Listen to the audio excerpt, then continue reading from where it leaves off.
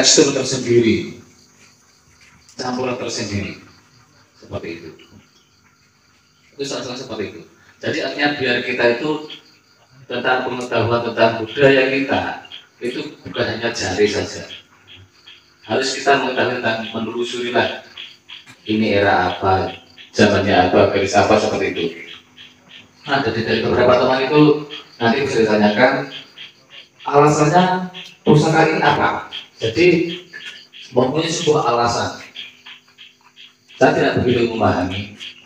Saat saya sendiri nggak begitu paham, tapi mungkin dari teman-teman bisa beberapa kali, mungkin beberapa pusaka mungkin bisa menjelaskan alasannya, alasan apa seperti itu. Oke, mungkin dari saya segitu. Mungkin boleh di sini boleh memegang, di sini tidak tidak takuti ini harus nanti ada macamnya, ada bekas seperti itu. Di sini kita bebas boleh melihat, boleh memegang mas ya, boleh memegang, boleh melihat, dan boleh bertanya-tanya. Memegang gagangnya aja, Memegang handle-nya aja. Iya, memegang seperti ini aja. Jangan sampai megang wilayah jangan sampai pegang besinya. Ya. Yang dilakukan adalah di sini tajam yang pertama, yang terus kedua beracun itu. Jadi seperti itu, bukan apa-apa beracun. Tapi kalau memegang, terus melihat ini pusaka apa, terus ini alasannya apa seperti ini, nah, itu bisa ditanyakan di teman-teman yang lain. Artinya biar kita itu hanya mengukur jari kain seperti itu. Oke, saya persilakan untuk mas-mas atau mungkin bapak boleh melihat, boleh memegang. Oke.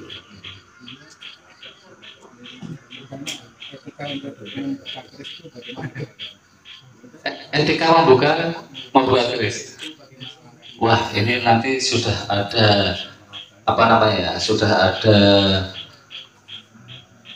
tokoh sendiri atau sudah ada yang bisa menjelaskan cara membuat keris itu seperti apa, sudah ada.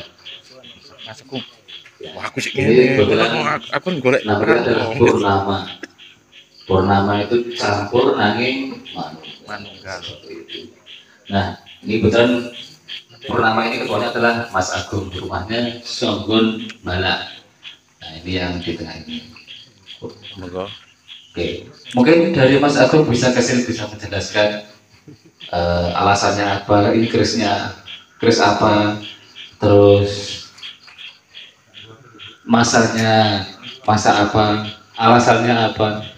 Jadi seperti itu, bukan hanya biar tidak kita menambah pengetahuan saja.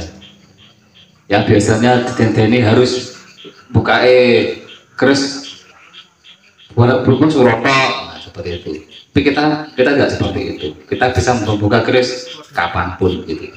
Oke, mari Mas Agung bisa segini. Atau mungkin dari bisa kesini, bisa melihat nggak apa di sini nggak serem, nggak menakut-nakuti, nggak serem, santai saja di sini. Dan, oh iya, gimana Mas Kabul? Oh nanti. Ya, mungkin santai saja, nggak usah, tidak terlalu formal.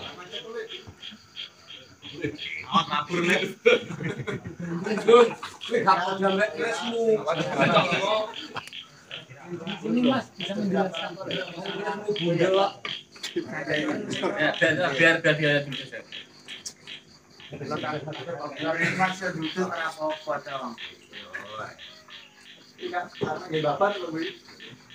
Assalamualaikum warahmatullahi wabarakatuh. Waalaikumsalam warahmatullahi wabarakatuh. Teman-teman bapak sedoyo warga pengawasan ya Pak. Matur panuwun sampun kersa berawal saking rencana purnama Pak. Salam kenal saking rencana niko kami dari Forum Budaya Purnama. Purnama itu kepanjangan dari campur nanging manunggal. Kenapa kok maten namine? Karena kita anggotanya itu memiliki latar belakang profesi yang berbeda-beda. Wonten guru, wonten bakul, wonten tentara, wonten polisi, wonten pegawai, wonten macam-macam. Pun juga kita dari beberapa suku anggotanya, dari suku Bali, Madura, Tionghoa, ada semua. Agama pun juga begitu. Anggota kami dari Buddha, Hindu, Kristen, Katolik, Muslim. Nah, karena berwarna-warna ini maka kami mengadakan suatu paguyuban namanya Purnama, campur nanging manunggal. Nah, selain itu kami juga karena judulnya Purnama, kami mengadakan kempalan tiap tanggal 15 Jawa. Jadi pas bulan Purnama bunder ser. Jadi seperti itu yang kami lakukan. Nah, sebenarnya yang ngapunten nyuwun sewu kok kita datang ke sini kok bawa keris ya ki guru dukun apa guru pendeta. Ngapunten. Jadi gini, kami dari Forum Budaya Purnama ini mempunyai misi di bidang budaya. Budaya yang bagaimana? Karena menurut kami ada sedikit penyimpangan, ada sedikit ketidaktahuan dari generasi muda tentang masalah budaya. Contohnya apa? Contohnya banyak sekali kalau kita lihat di televisi itu apa nggih? Niki nek dukun paranormal identiknya langkonan, damel surjan, damel akan keris. Ngoten iki. Nah, pokoknya sing kan di Jawa niku pasti dukun apa paranormal. Nah, kemudian wonten malih keris niki disuwuni nomor togel. Keris niki dimintai untuk pengasihan dan sebagainya. Ini menurut kami ada suatu kurang pas. Ya, kenapa begitu? Keris ini adalah satu-satunya senjata tikam, senjata pembunuh tercantik di dunia. Yang Jawa itu ada damel senjata untuk menumpas lawan. Itu bukan sekedar cuman mendat besi, dipande, dipalu, landep pun. Betul-betul. Orang Jawa itu senjatanya itu penuh dengan filosofi. Contoh keris ini dibagi beberapa bagian. Pertama ini pegangan atau biasa disebut deder. Deder ini wonten anune Pak, napa wonten lambang-lambang. Niki wonten janggut, wonten niki ukiran ini benten. Solo kali Jogja benten. Wonten warongko, warongko juga macamnya banyak. Untuk acara resmi sendiri, untuk acara santai sendiri, untuk kaum sepuh, untuk kaum pemuka agama sendiri. Keris ini juga macamnya tiap-tiap zaman berbeda. Keris zaman Majapahit boten sami kali keris zaman Mataram. Keris zaman Mataram boten sami kali keris zaman Blambangan. Keris Blambangan boten sami kali keris Bali dan banyak lagi. Nah, untuk memilih senjata itu banyak sekali pernak-perniknya. Kemudian pamor itu batik ya Pak, tekstur coraknya ini. Nah jadi batik kan ini nak tulis namanya pamor Pak, boten corak-corak itu ribuan. Kemudian macamnya juga ribuan. Harus pamor itu tentunya harus pos utang, pendaringan kebak, kemudian belarak seler segala macam. Nah, kemudian bentuknya ini juga macam-macam ewonan. Enten sosro, enten pasopati, wonten brojol, tilamupi. Itulah kekayaan leluhur nenek moyang kita. Nah, kenapa kok dikerdilkan dengan satu hal yang bersifat mistik, bersifat klinik, yang kadang-kadang tidak jelas dasarnya? Maka menurut saya, kami di Purnama ini Pak, alhamdulillahnya sudah mentobatkan sekitar 60 orang. Dulu keris itu ditakuti karena itu mengandung kekuatan dari Mbah Jambrong, sekarang sudah boten. Keris itu kami mengakui sebagai warisan adiluhung dari nenek moyang kita. Suatu teknik tempa, teknik ukir yang sangat luar biasa, bahkan anak cucunya sekarang pun belum tentu bisa menirunya. Nah, kami percaya bahwa pusaka ini ada kekuatan tertentu, tapi bukan masalah bukan masalah ada kekuatan makhluk tertentu yang berdiam, bukan di situ kami mainnya. Kami mengelolanya adalah pusaka ini memiliki energi karena memang ada teknik pengelolaan dari para empu terdahulu yang sangat luar biasa. Jadi walaupun kami berpakaian budaya, walaupun kami memakai keris, kami tidak main di kliniknya, tidak main di mistiknya, kami bermain di budayanya, seninya. Nah, di seninya. Jadi kalau misalnya Mas iki kris apa tenang apa mboten, mu tangan kali pulau, tanya sama yang ahlinya. Saya berani memastikan bahwa kris yang kami bawa ini adalah kris-kris sepuh, kris-kris asli seperti di zaman nenek moyang kita dulu. Sesuai dengan teorinya, kalau ada buku, yang jenengan sadar buka Google, ini warna sekali dan ini barangnya di sini bisa dibuktikan. Tetapi Mas, kris ini apa iso anu, apa iso berdewe, apa iso kayak kebar nun sewu, itu bukan bidang kami. Ya, bidang kami adalah di masalah pengetahuan pusakanya.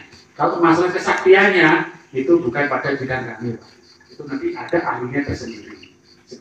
Jadi program kami di Purnama seperti itu. Maka pada malam hari ini kami Mbak Pusaka ini bukan untuk pameran, bukan untuk gaya-gaya. Kami mengenalkan sama bapak-bapak senangan sama mas-mas semua bahwa inilah pusaka budaya. Nek badhe tanya jawab monggo. Kalau betul nanti anu ajeng cerita dawa-dawa masalah itu seneng seminar, kita tanya jawab adalah santai karena kita di Purnama itu ya ngobrol begini nih Pak, tiba lalu lama sudah subuh teman. Jadi pusaka. Contoh ya Pak, sekarang ada orang ada ngomong kresku kres sekelat. Ya. Kres sekelat itu pada teorinya itu harus lo 13. Kalau bukan lo 13 tidak bisa disebut itu pengetahuan. Jadi nanti kalau jenengan mungkin ketemu sama teman, aku beli kres lo sekelat, tapi ternyata lo nya cuma 5 itu bukan sekelat. Nah, ini yang mau kita bagi. Terus yang Agus Soso itu gimana Mas Nogorojo itu gimana? Ini di sini ada, nanti bisa tanya jawab sama. Demikian atur pambuku saya pulau, matur Mbak Nur. Mungkin ada selanjutnya bisa disampaikan dengan agar saya santai sambil tanya jawab. Oh iya benar. Nama kami pulau Agung Pak, nama pun Agung Setia Putra. Saya tinggal di Songgon. Nah, di sini namanya Mas Eko, biasa dipanggil dengan Cak Dut. Jangan kalau di YouTube buka Cak Dut Alweter, ya ini orangnya, ya sering memposting soal budaya, khususnya jaranan. Cak Dut di sini. Saya juga. Nah, di sana itu ada Mas Iwan, apa Mas janggalnya Mas? Spiritual Osing Banyuwangi. Spiritual Osing Banyuwangi, itu ada Mas Iwan, itu orangnya. Tentang budaya, ya. Ini membahas masalah sejarah Blambangan dengan dunia dari segi dunia metafisika. Nah, itu beliaunya Mas Iwan. Nah di sebelah itu adalah Mas Angga, aslinya Nganjuk Pak, cuma di sini tinggal di Bayu, tinggal di Songgon, maaf ya Mas Angga. Yang sebelahnya ini lagi ini Mas Yudi, tinggal di Rogo Jambi. Beliau beraktivitas di dunia otomotif. Ya, kalau bapak mobilnya mau dimodifikasi bisa berhubungan dengan Mas Yudi. Ya seperti itu. Ah kemudian juga saya beritahukan juga Pak. Banyuwangi ini adalah masyarakat yang beragam, macam-macam, sukunya bermacam-macam, agamanya bermacam-macam, kemudian budaya juga bermacam-macam. Maka Banyuwangi ini haruslah benar-benar dijaga untuk kerunannya, karena Banyuwangi salah satu miniatur Indonesia. Di sini bermacam-macam. Nah, di Banyuwangi sendiri Pak, kalau jenengan mungkin kepingin tahu atau mendukung ya. Jadi kalau urusan perbedaan suku dan budaya itu yang mengambil adalah Bapes Bangpol. Bapes Bangpol itu punya organisasi pemuda namanya FPK, Forum Pembauran Kebangsaan. Itu bertugas untuk menangani untuk soal masalah perbedaan budaya, lintas budaya. Nah, kemudian dari Departemen Agama itu ada organisasi namanya FKUB, Forum Komunikasi Umat Beragama. Itu anggotanya adalah Ketua MUI, Ketua Muhammadiyah, Ketua LDI, Ketua Wali Umat Buddha, Ketua dari Konghucu, semuanya kumpul di sana Pak, para pemuka agama. Kemudian punya organisasi pemuda namanya Formula 1, Forum Pemuda Lintas Agama Bersatu. Nah ini tugas juga sama, ini bisa dilakukan untuk menjaga toleransi antar umat beragama. Nah, organisasi inilah yang nanti akan membina untuk para muda di Banyuwangi agar tetap menjaga kondisi keberagaman di Banyuwangi agar tetap kondisi tidak seperti ada di daerah-daerah lain yang sudah masuk ranahnya sudah intoleransi. Sekedar berbagi agar jenengan yang mungkin senang untuk berbudaya, senang untuk cinta akan keberagaman, kemajemukan atau mungkin macam-macamnya terkait kita di sini, bahwa di sini sudah ada ibu-ibunya. Kalau mau ikut mensupport bisa nanti ada di sini. Itu aja kita ya. Pertanyaan saya tadi, Apa Mas? bagaimana etika kita saat membuka kris? Oh, tiga pusaka ya. Nah, jadi pertama saya buka dengan pengetahuan soal etika pusaka Pak. Oh, iya.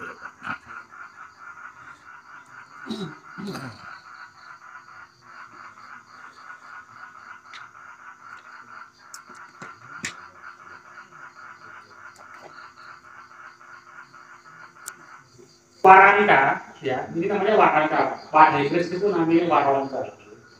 Warangka ini dalam budaya Jawa itu ada 3 macam. Lagrang, ini gayaman, ya. Satunya itu saya nggak bawa dalam sandang malaikat. Sandang malaikat ini biasanya ininya tugel, Pak. Ininya bertemankan.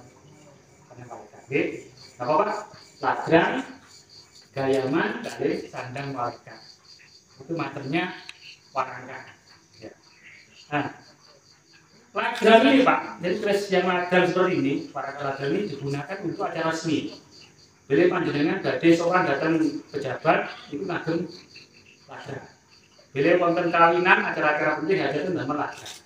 Pun damel ngeten. Ini menurut ada Jawa kurang menghormati tuan rumah. Tapi kalau acara santai, acara sehari-hari menggunakan gayaman ini. Makanya kalau ngagem gayaman ini, karena ini saya kesini kan sebagai keluarga, bukan acara resmi kayak acara-acara hajatan Pak. Cuma di sini lagrang ini macamnya juga banyak Pak. Ya, cuman ini Solo. Ada Solo cirinya ini melengkungnya agak apa namanya? Gimana ya? Melengkung gitu. Ya. Kemudian gederannya besar. Kalau Jogja kecil. Ini tidak begitu melengkung. Untuk lagrang Jogja. Yang saya bawa ini lagrang Madura. Kalau Madura seperti kayak perahu. Seperti itu. Ini untuk masalah pengetahuan tentang sandangan dari pusaka ini. Kemudian cara memberikan pusaka ini begini. Jadi bukan seperti ini loh Pak, ya apalagi di sini kan.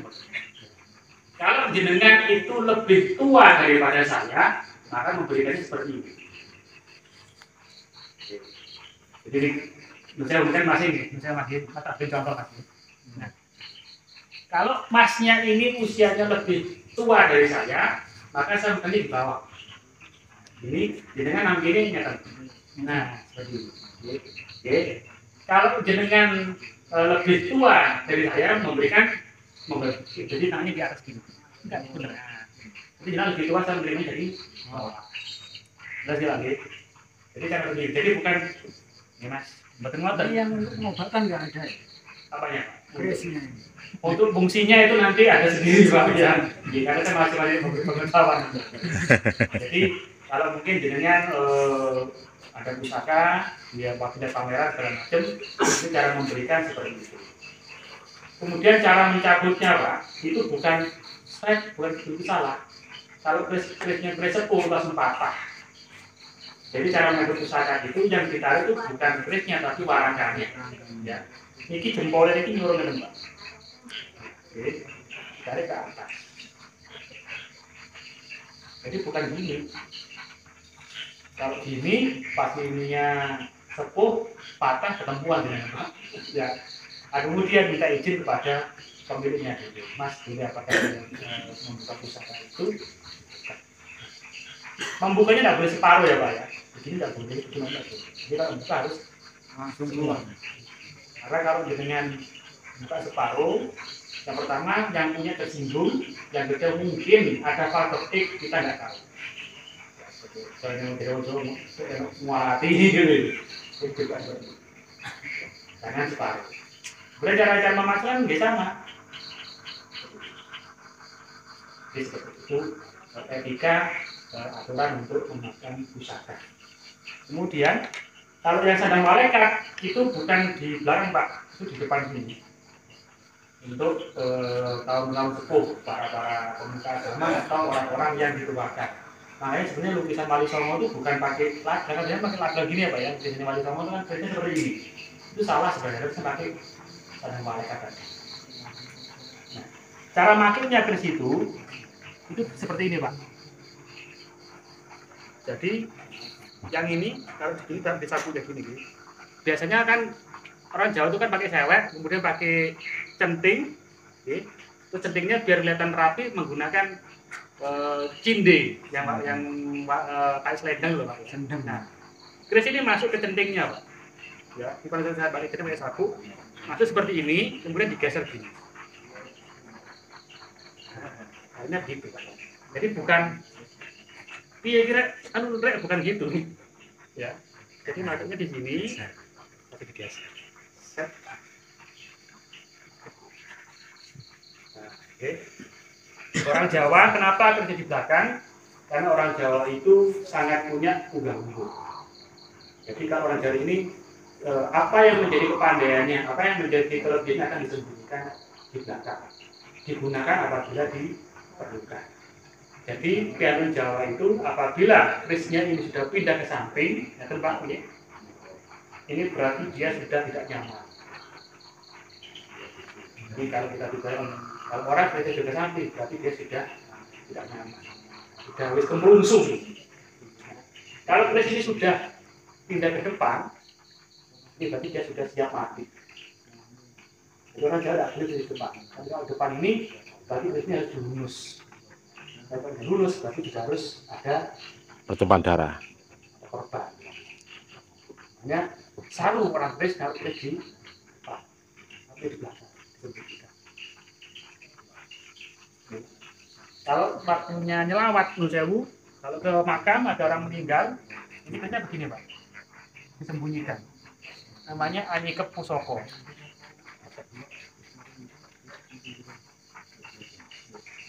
Kalau acara resmi, apa acaranya bagi. Itu pengetahuan singkat dari saya. Oke. Mungkin ada yang tanyakan, monggo pembuka.